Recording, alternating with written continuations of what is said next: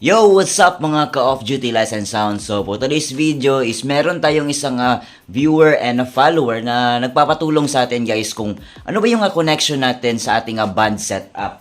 Ayan. So, shoutout nga pala sa iyo, Sir Chris Robin Sumayang. Ayan. So, shoutout sa iyo, sir. So, ang connection na to, sir, is ito lang yung pamaraan ko. Ayan. So, marami pa namang ibang connection or pamaraan sa ating band setup. But this time, ito yung paraan ko and I think it is effective for me. Okay, so diretso na tayo. Let's go! Okay, so ito sir, assuming tayo, ito yung setup natin. So, dalawa lang yung ating amplifier. Isa para sa front of house at saka isa sa subwoofer. Okay, so sa connection natin, hindi ko na iilaw sir, hindi ko na iyan. So, sa connection natin sir, ito lang yung pamaraan ko. So, from main output, ayan, left and right, papunta na din yan sa left and right ng ating equalizer. Ayan, ito yung 31 band equalizer.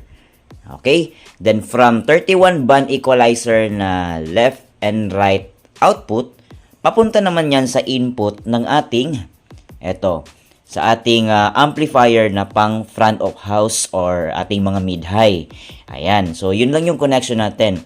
So, hindi ko na pinapadaan yung ating mid-high dito sa crossover. Okay? So, tanging si mid-high lang yung dumaan dito sa ating equalizer and then diretso na sa amplifier na pang mid-high. Ayan, kasi itong 31 band equalizer natin, sir, is ginagamit ko lang talaga pang tanggal ng feedback. Ayan, so meron akong video niyan na paano magtanggal ng feedback. Okay? So, next natin, yung connection natin is etong aux out sa ating mixer, eto naman yung connection natin para sa ating subwoofer. Okay? So, from aux out na single PL, eto, single mono. Ayan, mono siya. Ayan, focus natin. Ayan. So, isang guhit lang. So, tusok natin sa aux. Papunta yan sa left and right ng ating crossover. Ayan. So, parang dual siya. So, single na nakasplit siya, dual XLR na male, papunta dito sa input ng ating crossover na left and right. Okay?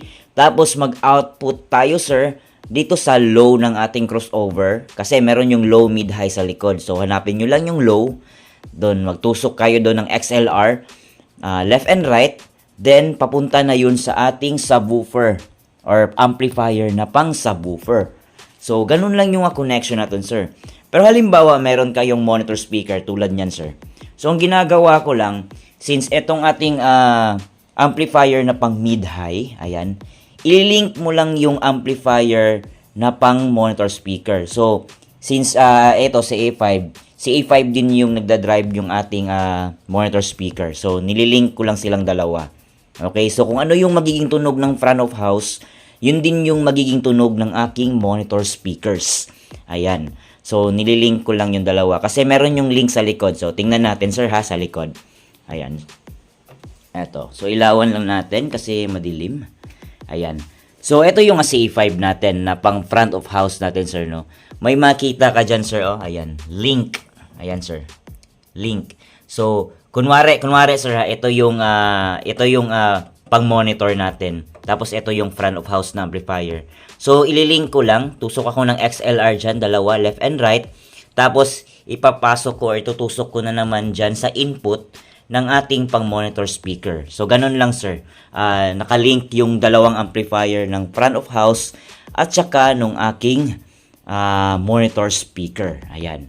So, ito, sir. Pakita ko ulit yung sa subwoofer. Ayan. Subwoofer na mono PL. Tapos, nakasplit siya, sir. Ito, nakasplit siya. Nakasplit siya into two. Ito yung kulay red, sir. Ayan. Papunta yan sa crossover, left and right. Ayun. Tapos, kumuha tayo ng output dyan. Sa low output natin. Ito. Ito ng kulay black na XLR. Ito. At saka ito. Left and right. Papunta na dito sa ating subwoofer or amplifier na pang subwoofer. So, yun lang yung connection natin, sir, no, sa ating band setup. So, hindi na ako gumagamit ng yung mga guitar amps or yung tinatawag natin na backline kasi wala pa ako nun. Ayan. Pero soon, pag meron na tayo nun, mas maganda yung ating band setup. But since ito pa lang naman yung existing natin na mga speakers and amplifiers, so, hinahanapan natin ng paraan kung paano natin ma-maximize yung ating mga gamit.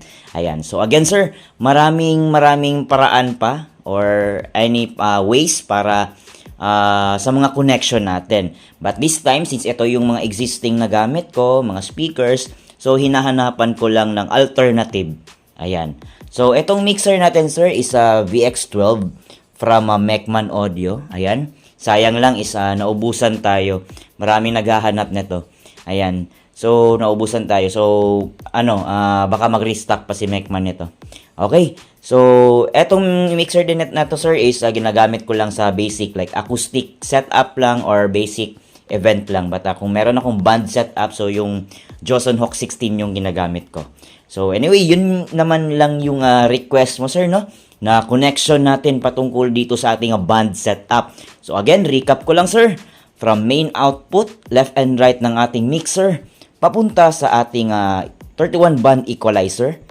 Tapos, from 31 band equalizer, papunta na yun sa ating amplifier na pang mid-high. Tapos, sa subwoofer natin na connection, ayan, gumamit tayo ng mono PL to dual XLR, nga naka-split siya guys. Ayan. So, tusok natin sa aux. Papunta yan sa ating crossover, left and right. Then, from crossover na low output, papunta na yan sa ating amplifier na pang subwoofer. Okay, so I hope sir na maliwanag kahit na magulo akong kausap. Ayun, de joke lang. So I hope sir na nakatulong, Sir Chris, sumayang yung name mo. Okay, ayun. So salamat sir sa panunood and shout out nga pala sa lahat ng ating mga kaibigan patungkol dito sa ating sound system. Kaya shout out sa iyo Sir Charles Palera. Ayan, so si Sir Charles Palera ay isa sa mga kaibigan natin na nag-avail ng MCX150 wireless microphone ni Mecman Audio. So isa lang siya sa mga nag-avail natin at marami pa guys. Yung iba hindi ko na matandaan kasi iba yung pangalan niya, naka-Japanese text kasi. So hindi ko na matandaan. Ayun. So shout out sa iyo Sir Charles Palera. And thank you sa pag-avail ng ating MCX150 na wireless microphone from Mecman Audio.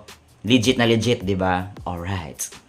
And shoutout din pala kay Sir Johnny D. Polanco of Triple J Lights and Sounds of Victorias City, Negros Occidental. Alright.